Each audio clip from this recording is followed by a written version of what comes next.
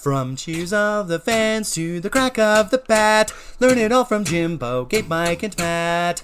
Giving thoughts on all public teams, whether times are boom or if they are lean. Hero players that you should know, not only the good things, highs and the lows. Here it is, we're ready to go. Please enjoy the podcast. On with the show.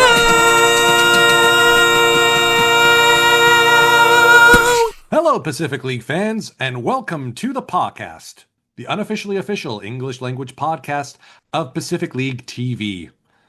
As you can tell from the terribly joined together audio, Jimbo, Mike, and I are all recording this asynchronously. Unfortunately, our schedules couldn't line up this week. Various and sundry stuff going on. But we still wanted to bring an episode to you. So we're doing this Horn the Around, an upside-down order, so we're starting with familiar faces. Jimbo, what do you have for us tonight?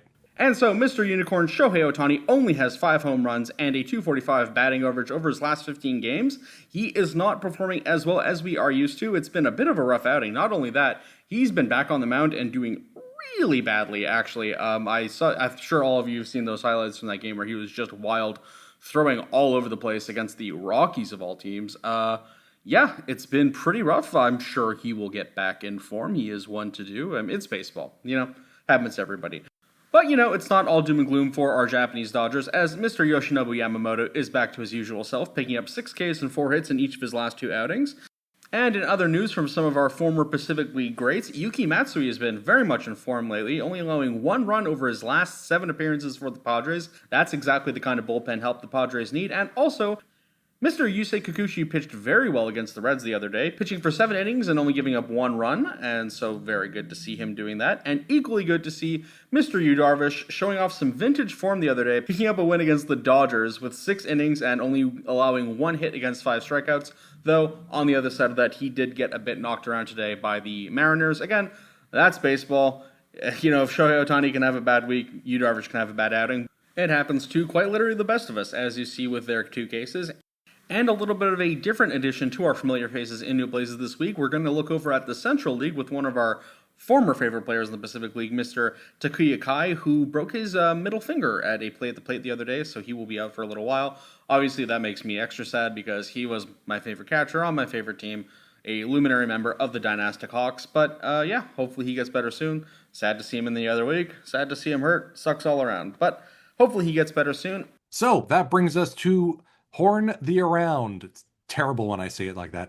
We're going from bottom to top this time, detailing the 6 Pacific League teams. So leading us off in 6th place, the Chibalote Marines. Mike, you got the mic.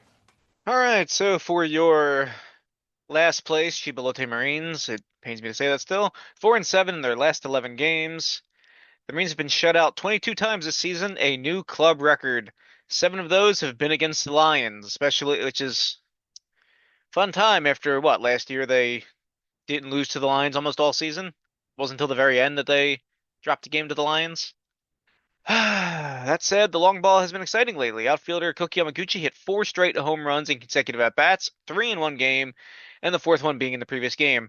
What a power show. That guy, he's just really fun to watch for the Marines, and that ties an MPB record, so really happy that that's a bright spot on otherwise what's going to be a forgettable season.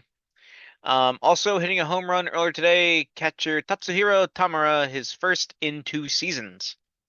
And a fun one to end the Marines on, former Lotte PA announcer Emi Taniho, who was the voice of Marine Stadium for 33 years, is now the narrator for a new video playing at the Hall of Fame in Tokyo Dome.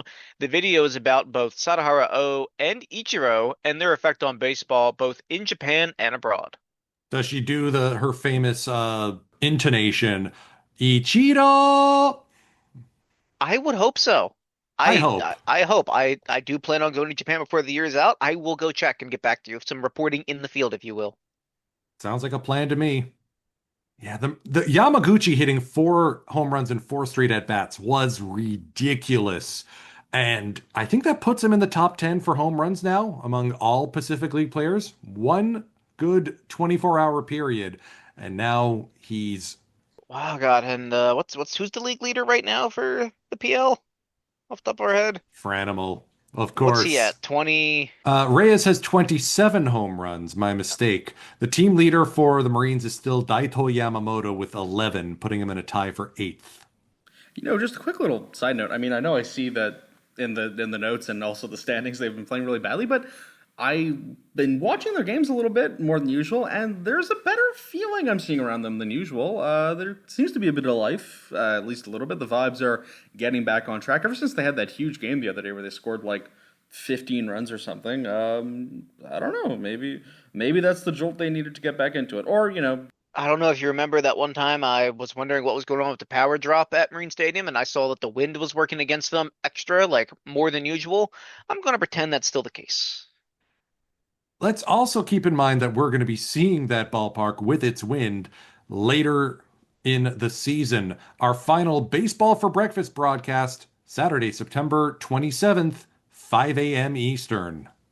Jimbo's got the fifth place Saitama Seibu Lions. Let's hear what he's got to say. 5-5 and 1 of their last 10 after beating the Fighters at home today following a tie. Kai Matara, the league leader in saves, also picked up his sixth hold of the season. Yesterday's draw that leads the Lions Club record for career holds at 109 with Tatsushi Masuda. PO Insight with a deep dive on how good Trey Whittinger and Tyler Nevin have been able to adapt with the Japanese game. You can check that out on PacificLeague.com in the English news section. And speaking of Wingeter, I can never say his name right, but you know who I'm talking about. On the 18th, the Lions announced that they are extending him through the 2026 season, and his numbers have been super impressive this year. He's got about 14 Ks per nine and a 0.76 whip over his last 37 innings of work. He's been really, really sharp this season, and definitely big part of that bullpen help the Lions needed. So let's hope he stays around for a while and keeps performing this well. Between Wingenter and Nevin being locked up long term, or at least for next season, it's nice to see the Lions committing to good quality foreign players, something that honestly they may not have had in the past. I know Dietrich Enns was recently discussing in an interview his success in NPB and KBO and how it informed his return to the majors. But having these two guys around for extra, that shows confidence in them to continue to deliver. Yeah, when I first got into watching the NPB, I remember seeing with the Lions. I don't remember the exact specific year, but I remember watching the first Lions game, and there was quite a few very good foreign talent with them. I remember watching Brian Wolf pitch. I can't for the life of me remember who the batters were in that game, but yeah, and then suddenly I just feel like every year there was just a bit less and less. And I believe it was last year they were really hoping for Jesus Aguilar, who I thought was going to be an absolute monster for them. I think he either went to a slump or got injured or something. But yeah, that's really great to see them committing to the foreign talent. Aguilar and Franchi Cordero. Yeah. Now they got JD Davis as well. Maybe they lock him up for next season too. Yeah, I think he's been decent, hasn't he? Or at least I've seen Decent his name pop enough. up a lot. Small sample size. Hmm. In fourth place and getting so close to moving ahead before faltering off, the Tohoku Rakuten Golden Eagles. Mike, share your woes. That just continues to be the story of the late going towards the end of the season Eagles, just so close, but yet so far or faltering when they're only a game out or two games out. But 5-6 running a little bit out of steam. They got as close as 2 games away from the Buffaloes 5 days ago. Luke Voigt hit his seventh home run of the season, a grand slam yesterday against the Hawks at Hirosaki. And congrats and banzai to Takayuki Kishi for his 400th career start. Only the 22nd pitcher in NPB history to reach the mark. He got the win too, his 107th in his career. Possible Hall of Famer would be nice to see that. He was quoted by Sports Hoichi calling the radar gun at Hirosaki Ballpark a liar. There was no way that he was throwing 155 kilometers an hour in the fifth inning while sitting in the low 140s in the previous game. That'd be going from 96 to high 80s in glorious freedom units. And unfortunately, right-handed rookie pitcher Shota Watanabe had his elbow cleaned out via surgery, so he's done for the season. 51 appearances, 25 holds, 2.4 ERA. And that's going to be a big absence, so hopefully he has a very nice recovery. And finally, the best merch idea the Eagles have had in quite some time. Designs based on beef tongue. To be clear, beef tongue is a Sendai specialty, especially charcoal grilled. So the Eagles are going to be selling tongue-themed towels, caps, and a memory card game. More proof that if it exists, a Japanese baseball team will sell it and the entire fan base will buy it.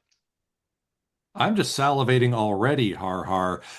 When I was visiting all the Japanese baseball teams in 2019, we had to make a stop at Sendai Station for some gyutan or beef tongue. This isn't your like Zadie's pickled rubber. This stuff is good. So, absolutely makes sense for the Eagles to go in on that.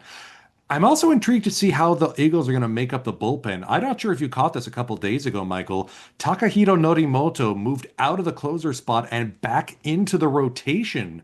Very interesting move by the Eags.